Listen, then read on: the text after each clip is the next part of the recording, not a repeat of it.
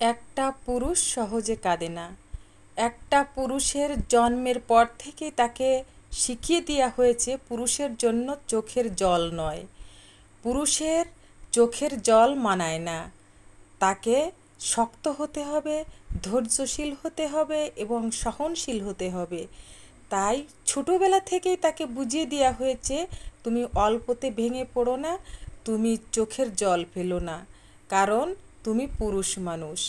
একটা মেয়ে সহজে কেঁদে ফেলে, একটা মেয়ে সহজে রেগে যায়, একটা মেয়ে সহজে ভেঙে পড়ে, কিন্তু একটা পুরুষ সহজে কাঁদে না, ভাঙে না এবং কষ্টও পায় না। একটা পুরুষকে এমন করে তৈরি করা হয়েছে, একটা মেয়ে যদি সেই পুরুষটার চোখের জল ফেলে তাহলে কোনো দিন সে সুখী হতে পারে না। একটা মেয়ে সৃষ্টিকর্তার পরে তার বাবা এবং স্বামী, এই দুটো মানুষকে যদি সে কষ্ট দেয় তাহলে সে জীবনেও সুখী হতে পারবে না, সুখী হতে পারেও না। কারণ একটা পুরুষ সব সময় কষ্ট পায় তার পরিবারের জন্য, মা বাবার জন্য এবং প্রিয়জনের জন্য।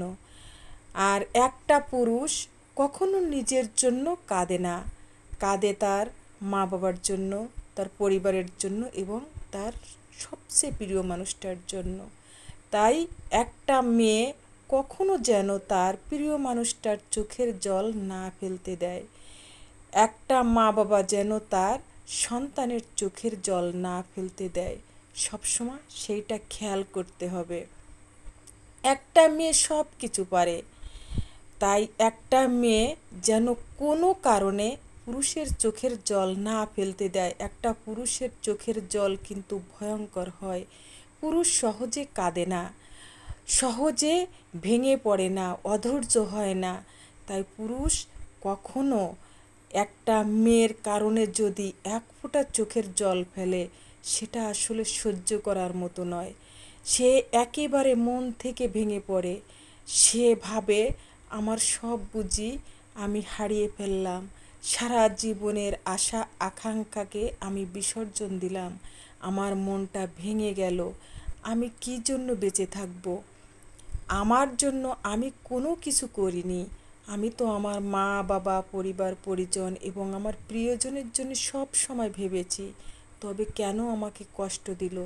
তাই একটা মেয়ে যেন কোনো কারণেই একটা পুরুষের চোখের জল না ঝরায়। একটা পুরুষের কান্না দেখলে সত্যি কষ্ট হয়, ভীষণ কষ্ট হয়। একটা মেয়ে যদি সারাদিন কান্নাকাটি করে অতটা কষ্ট কারুর হয় না, কিন্তু একটা পুরুষ যদি কাঁদে তাহলে যে কেউ মায়া লাগবে, যে কেউ দেখেই আফসোস করবে, কারণ সে পুরুষটা অনেক কষ্ট পেয়ে কাঁদে। একটা পুরুষ তো সহজে কাঁদে না, এটাই মেয়েরা অনুভব করতে পারি আমরা, কিন্তু আমরা কখনো ভাবি না যে পুরুষটাকে আমরা কখনো কষ্ট দেব না, এতে ঈশ্বরও সন্তুষ্ট থাকে না। তাই ঈশ্বরকে সন্তুষ্ট রাখার জন্য বাবা এবং প্রিয় মানুষটাকে সবসময় সুন্দর ও সুখী করার চেষ্টা করব। বাবাকে এবং স্বামীকে কখনো যেন আমরা কোনো প্রকারে কষ্ট না দিই, সেদিকে আমাদের লক্ষ্য রাখতে হবে।